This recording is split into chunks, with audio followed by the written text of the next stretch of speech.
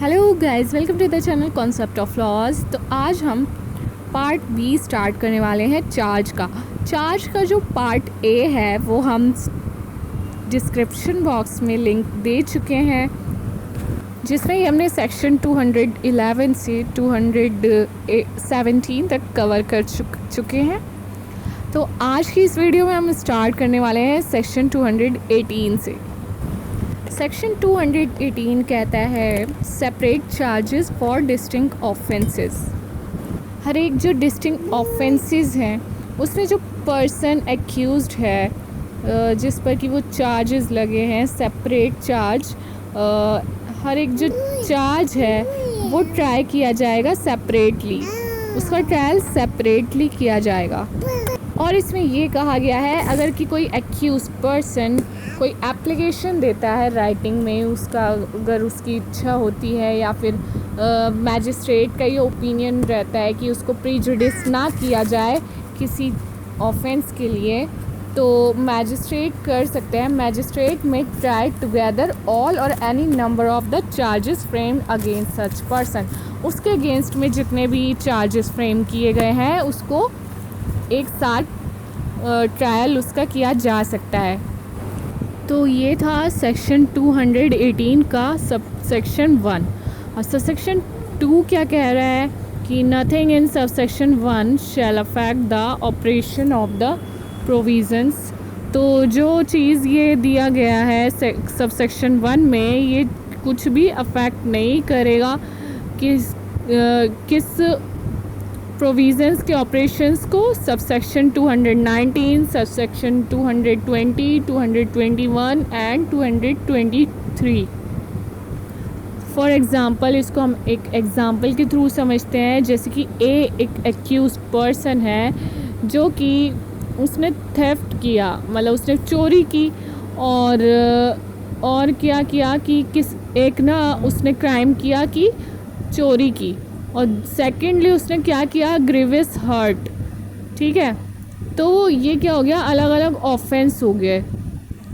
तो ए जो है उसको वो सेपरेटली चार्ज किया जाएगा, उस पर जो ये चार्ज फ्रेम किए गए हैं, दोनों ही जो ऑफेंस हैं उनका ट्रायल सेपरेटली किया जाएगा। थेफ्ट का अलग और कॉजिंग ग्रीवियस हर्ट का ट्रायल अलग होगा। सेक्शन 219, 220, 221 एंड 223, ये जो है ये इसके एक्सेप्शंस हैं। किसके एक्सेप्शंस हैं? सेक्शन 218 के। अब ये क्या कहता है, अब जैसे कि सेक्शन 219 है, वो कहता है 3 offences of same kind with in a year may be charge together. अगर जैसे कि कोई ऑफेंस 3 ऑफेंस किए हैं, किसी एक पर्सन ने, जो एक्यूज पर्सन है उसने 3 ऑफेंस किए हैं, अलग अलग ऑफेंस किए हैं। ठीक है, अब वो जो 3 ऑफेंस हैं कि एक ही साल के अंदर किए हैं, ठीक है, तो वो जो चार्ज है जो फ्रेम किया जाएगा वो उसका ट्रायल एक साथ किया जा सकता है। और ये जो ऑफेंस हैं 3 से ज़्यादा नहीं होनी चाहिए, और तभी वो एक ही ट्रायल में ट्राई किए जाएंगे।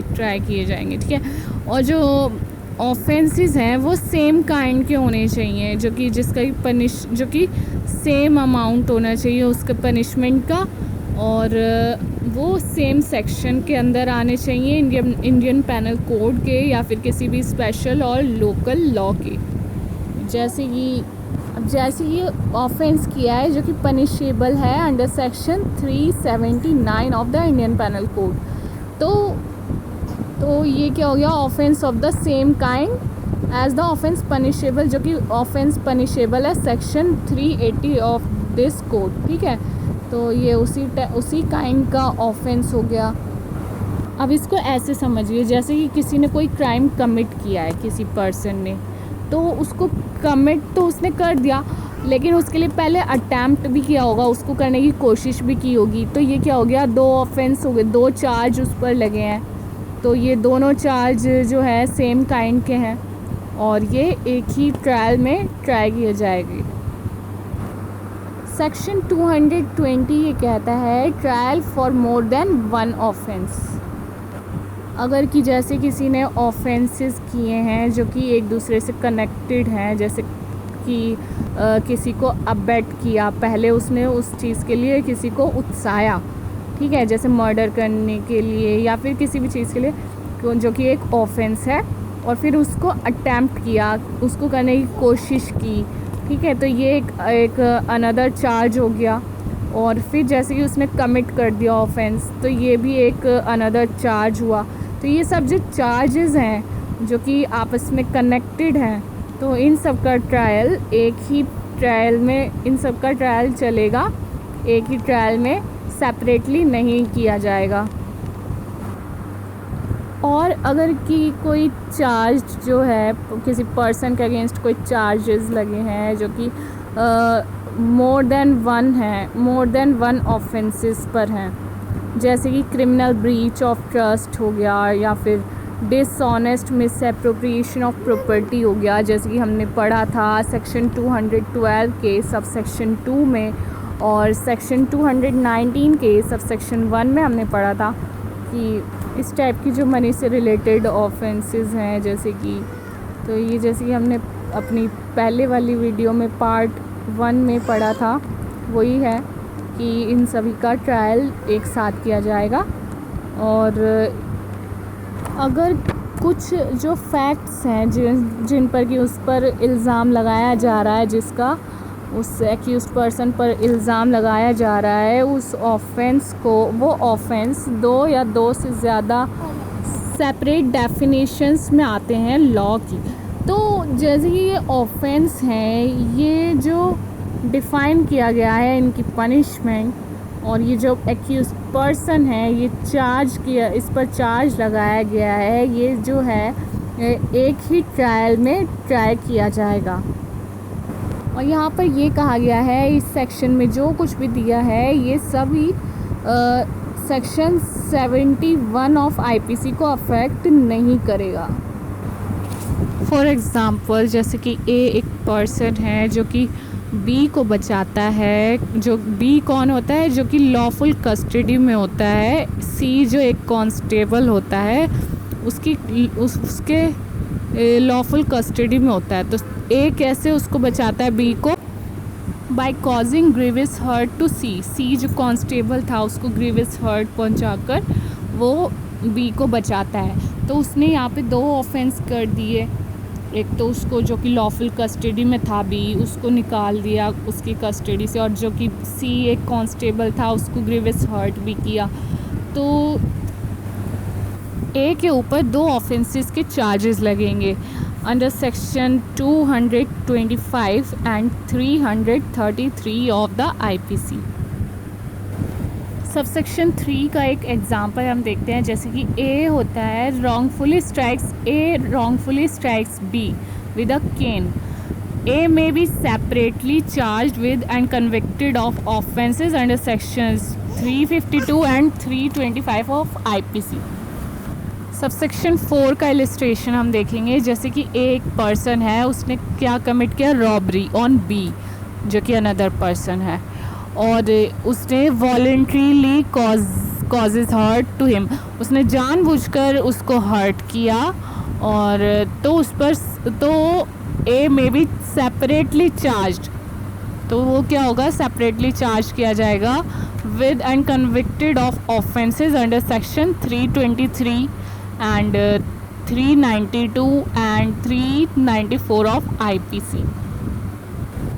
सेक्शन 221 ये कहता है कि where it is doubtful what offences has been committed.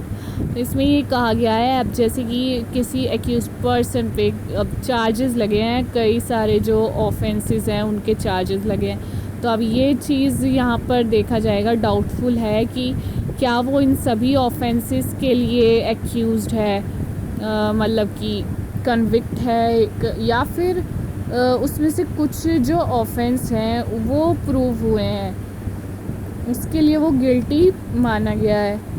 और यहाँ पर ये कहा गया है कि अगर कोई पर्सन जो एक्यूज्ड पर्सन है उस पर मतलब एविडेंसेस में ऐसा अपीयर हो रहा है कि उसने डिफरेंट ऑफेंसेस कमिट किए हैं, बट उस पर एक ही ऑफेंस का चार्ज लगा है। डिफरेंट ऑफेंसेस कमिट किए, जैसे कि एक एक्यूज पर्सन है, उस पर चोरी का इल्ज़ाम लगा है, उस पर चार्ज लगा है थेफ्ट का, बट एविडेंसेस में ऐसा शो रहा है कि रिसीविंग स्टॉलन प्रॉपर्टी और क्रिमिनल ब्रीच ऑफ ट्रस्ट और चीटिंग। तो ये सब एविडेंसेस में अपीयर हो रहा है, लेकिन जबकि उस पर चार्ज सिर्फ थेफ्ट का लगाया गया है। यहाँ पर एक एग्ज़ाम्पल दिया गया है कि ए जो एक पर्सन है उसने ओथ पर मैजिस्ट्रेट के सामने ये स्टेटमेंट दी कि बी हिट सी, बी ने हिट किया सी को विद अ क्लब। तो पर जो सेशन कोर्ट है उसके सामने ए ने ये स्टेटमेंट दी ओथ पर कि B never hit C, B ने सी को हिट ही नहीं किया कभी। तो ए में B charged in the alternative, मतलब कि उस पर चार्ज लगाया जा सकता है कि वो फॉल्स एविडेंस उसने इंटेंशनली दिया, इस चीज़ के लिए वो कन्विक्टेड है। ठीक है, और जो उसने स्टेटमेंट दिया वो प्रूव नहीं हो सकता, वो क्या है कि वो स्टेटमेंट फॉल्स है। सेक्शन 223 ये कहता है व्हाट पर्सन्स में B charged jointly. Same transaction और सेम ऑफेंस किसी ने कमिट किया, सेम ट्रांजैक्शन का कोई ऑफेंस, सेम ऑफेंस कमिट किया किसी ने, उस चीज़ के लिए कोई पर्सन एक्यूज्ड है अगर, जैसे कि पहले भी बताया था कि अगर किसी पर्सन ने किसी को अबेट किया, अबेटमेंट भी किया, अटैम्प्ट भी किया उस ऑफेंस का और कमिट भी कर दिया, तो ये तीनों क्या हो गया, सेम ट्रांजैक्शन के ऑफेंस हो गए। इस चीज़ के लिए अगर कोई पर्सन एक्यूज्ड है तो उसका ट्रायल एक ही ट्रायल में किया जाएगा, इन सभी ऑफेंसेस का उसका ट्रायल। तो मतलब कि ये हो गया कि एक जो पर्सन है वो एक्यूज्ड है मोर देन वन ऑफेंस का, सेम काइंड के ये ऑफेंस हैं कि कोई एक ही ऑफेंस उसने किया जिसके लिए कि उसने अबेट किया और अटैम्प्ट भी किया और फिर कमिट भी कर दिया। तो ये सेम काइंड के जो हो गए ऑफेंस हो गए, और ये क्या होने चाहिए, जैसे कि with in the meaning section 219 में जैसे कि बताया गया है कि जॉइंटली कमिट किया उसने, ये सब क्या हो गया, उसने जॉइंटली कमिट किया और with in the period of 12 months, मतलब कि एक ही साल के अंदर उसने ये सब किया। तो इस टॉपिक में यही सब है, और अगर इसको आप एक बार रीड कर लेंगे तो अच्छे से आपको क्लियर हो जाएगा इसका कॉन्सेप्ट। सो गाइस, मिलते हैं नेक्स्ट वीडियो में, तब तक के लिए बाय बाय, टेक केयर।